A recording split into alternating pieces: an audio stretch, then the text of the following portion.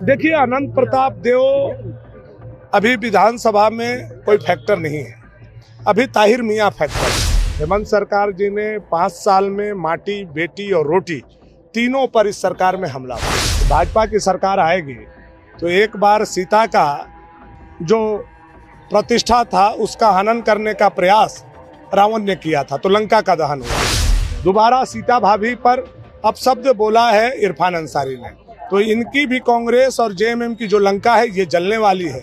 और जब भाजपा की सरकार आएगी पहला बुलडोजर इरफान अंसारी के घर पर चलेगा।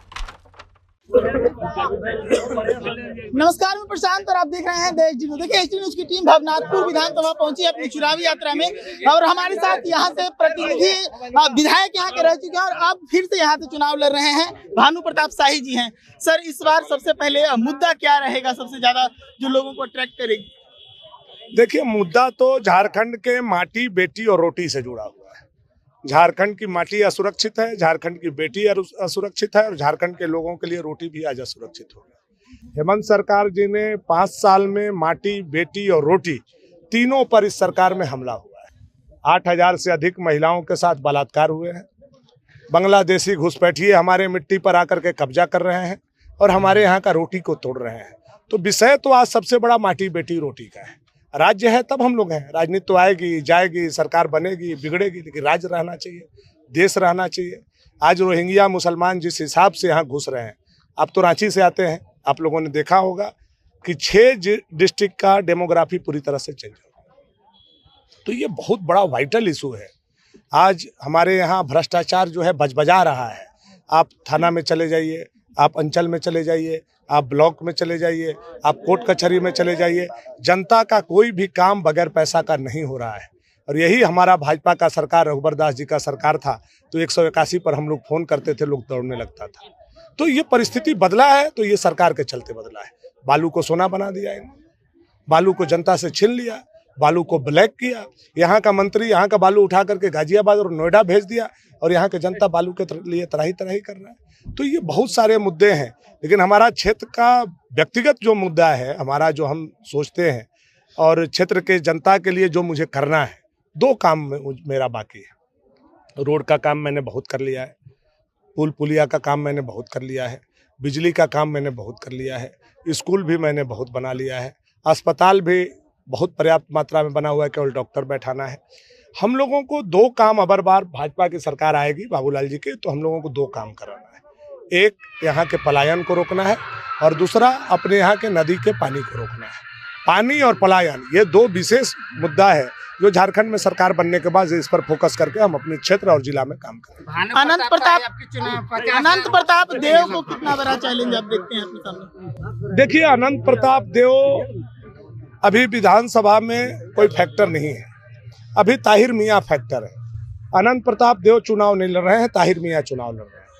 तो हम लोगों की लड़ाई सीधा सीधा ताहिर मियाँ वर्सेस भारतीय जनता। ताहिर मियाँ क्यों फैक्टर बन गए यहाँ पे? चूंकि ताहिर मियाँ पिछले बार सेकेंडर थे और उन्होंने अपना पूरा समर्थन अनंत प्रताप देव जी को दे दिया है। अनंत प्रताप देव जी तीसरे नंबर पर थे और उन्होंने ये बेड़ा उठाया है कि मैं आपको विधायक बनाऊंगा, मेरे दम पर आप विधायक बनेंगे। तो लड़ाई तो उन्हीं से होनी है। सीता सोरेन को बताया गया है रिजेक्टेड माल, आपके जेएमएम के जो नेता हैं उनकी तरफ से। नहीं, देखिए, ये इरफान अंसारी का बड़बोलापन है। मैंने कल सोशल मीडिया पर भी लिखा है कि भाजपा की सरकार आएगी तो एक बार सीता का जो प्रतिष्ठा था उसका हनन करने का प्रयास रावण ने किया था, तो लंका का दहन हुआ था। दोबारा सीता भाभी पर अपशब्द बोला है इरफान अंसारी ने, तो इनकी भी कांग्रेस और जेएमएम की जो लंका है ये जलने वाली है। और जब भाजपा की सरकार आएगी पहला बुलडोजर इरफान अंसारी के घर पर चलेगा। आप प्रदेश उपाध्यक्ष भी हैं बीजेपी के, महिलाओं और युवाओं को लेकर क्या प्लान है आगे? हम लोग महिलाओं के खाते में 2100 रुपया देंगे गोगो दीदी के माध्यम से। युवाओं के लिए 3 लाख जो वैकेंसी है उसको 2 साल के अंदर उसको फुलफिल झारखंड में हम लोग करेंगे। 5 लाख अनुबंध पर या प्राइवेट सेक्टर से हर साल हम लोग रोजगार उपलब्ध कराएंगे, ये हम लोगों के मैनिफेस्टो में है। तो वो काम हम लोग कर रहेंगे। महिलाओं को सम्मान, महिलाओं को आर्थिक सशक्तिकरण, महिलाओं का सुदृढ़ीकरण और युवाओं के हाथों को रोजगार, ये हम लोगों की प्राथमिकता है। इंडी गठबंधन के लोग गोगो दीदी से बेहतर बता रहे हैं मैया योजना को। अब 1,000 रुपया 2 महीना के लिए कौन लेगा और 2100 रुपया 5 साल के लिए कौन नहीं लेना चाहेगा, आप बताइए। हम आप लोग जो गोगो दीदी का जो बढ़ाने का किए हैं, डिमांड किए हैं कि बढ़ाया जाएगा उन लोग का पेमेंट, उसको लेकर वो लोग कह रहे हैं कि चुनावी घोषणा है बस केवल। अरे आप 2 महीना के लिए दे रहे हैं, आप 5 साल क्यों नहीं दिए? उस हिसाब से तो यहाँ के माता बहनों को, इनको 58,000 रुपया हेमंत सोरेन जी के पास हर माता बहन का ड्यूज है।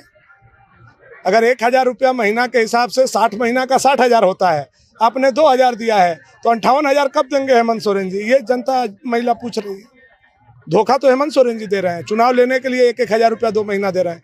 पहला दिन से क्यों नहीं लागू किया? हम लोग तो पहला दिन से लागू करेंगे। जिस दिन सरकार बनेगी पहला कैबिनेट में गोगो दीदी योजना लागू करेंगे। जब तक सरकार रहेगी, चाहे 20 साल सरकार रहे, 25 साल सरकार रहे, हम लोग गोगो दीदी योजना चलाएंगे, पैसा बढ़ाएंगे। रोहिंग्या और यहाँ पर बदलता हुआ डेमोग्राफी एक बड़ा मुद्दा बना है, कैसे टैकल करेंगे इसको? NRC लगाएंगे, इन लोगों को पकड़ेंगे, पकड़ के जल जहाज पर इनको बैठाएंगे आंख उख बंद करके, और इनको फिर बांग्लादेश में ढोसेंगे, और जो बच जाएंगे उनको पकड़ करके जेल में डालेंगे। चलिए, तो हमारे साथ इस वक्त यहाँ के विधायक हैं, इनसे बातचीत किया हमने और क्या कुछ इन्होंने कहा आपने साफ तौर पे सुना। ऐसे ही तमाम खबरों के जुड़ेगा देश न्यूज़ के साथ। धन्यवाद। चलिए।